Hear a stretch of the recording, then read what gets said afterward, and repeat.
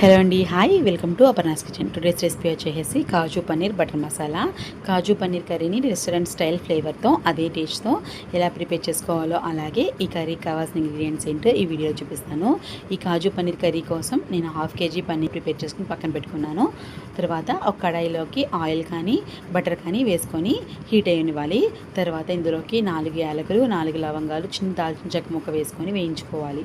వేయించుకున్న తర్వాత గ్రేవీ కోసం 4 ఆనియన్స్, 4 టమాటాలని చీలికలుగా కట్ చేసుకొని వేయించుకోవాలి. ఒక 2 నిమిషాలు వేగితే సరిపోతుంది. నేను గ్రేవీ ఎక్కువగా ఉండేటట్టుగా ప్రిపేర్ చేస్తున్నాను కాబట్టి ఇంత క్వాంటిటీగా వేసుకుంటున్నాను. తక్కువ కావాలనుకునే వాళ్ళు తగ్గించుకోవచ్చు. తర్వాత 5 నుంచి 6 బాదం పప్పులు, ఒక 10 జీడిపప్పులు, 4 వెల్లుల్లి రెబ్బలు, చిన్న అల్లం ముక్క వేసుకొని ముక్కలు మునిగేంత వరకు వాటర్ పోసుకొని మూత పెట్టుకోవాలి. ఇలా మూత పెట్టుకొని ముక్కలు మొత్తం ఉడికేంత వరకు మూత పెట్టుకొని ఉడికించుకోవాలి. హై ఫ్లేమ్లోనే ఉడికించేసుకోవచ్చు. ఉడికేటప్పుడు కొద్దిగా సాల్ట్ వేసుకుంటే ముక్కలకు కూడా సాల్ట్ పడుతుంది. తర్వాత మనకి ఆనియన్స్ ట్రాన్స్పరెంట్గా అయ్యి టమాటాలు ఉడికిన తర్వాత వీటిని ఫ్యాన్ కింద చల్లారబెట్టుకోవాలి. చల్లారబెట్టిన తర్వాత మిక్సీ జార్లో వేసుకొని వాటర్ ఏం వేయకుండా మెత్తగా ఫైన్ పేస్ట్ లాగా చేసుకోండి. వీడియో చూపిస్తున్నట్టుగా ఫైన్గా పేస్ట్ లాగా చేసేసుకొని పక్కన పెట్టుకోండి. తర్వాత అదే కడాయిలోకి కొద్దిగా ఆయిల్ వేసుకొని జీడిపప్పుని వేయించుకొని పక్కన పెట్టుకోవాలి. కాజు పన్నీర్ కాబట్టి కాజు కూడా మెయిన్ ఇంగ్రీడియంటే, సో కాస్త ఎక్కువగానే వేసుకోండి. వేసుకొని లో ఫ్లేమ్లో పెట్టుకొని గోల్డెన్ కలర్ వచ్చేంత వరకు వేయించుకోండి. జీడిపప్పు వేయించి తీసేసిన అదే ఆయిల్లోకి పన్నీర్ ముక్కల్ని నచ్చిన సైజులో కట్ చేసుకొని ఆయిల్లో వేసుకొని వాటిని కూడా జస్ట్ ఒక 2 నిమిషాలు అటు ఇటు ఫ్లిప్ చేసుకొని వేయించుకోవడమే. అంతేకాని ఎక్కువసేపు వేయించొద్దు, దానివల్ల గట్టిపడిపోతుంది. జస్ట్ లైట్గా 2 నిమిషాలు అటు ఇటు గోల్డ్ కలర్లోకి వచ్చేంత వరకు వేయించుకోవడమే.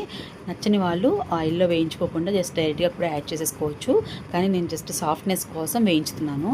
ఇలా వేయించి తీసేసి వీటిని కూడా పక్కన పెట్టుకున్న తర్వాత అదే కడాయిలోకి మనం ముందుగా గ్రైండ్ చేసుకున్నటువంటి టొమాటో ఆనియన్ పేస్ట్ని వేసుకొని మీడియం ఫ్లేమ్లో పెట్టుకొని పచ్చి వాసన పోయేంత వరకు ఉడికించుకోవాలి. ముక్కలు ఆల్రెడీ వేయించుకున్నవే కాబట్టి సో ఎక్కువ టైం కూడా పట్టదు.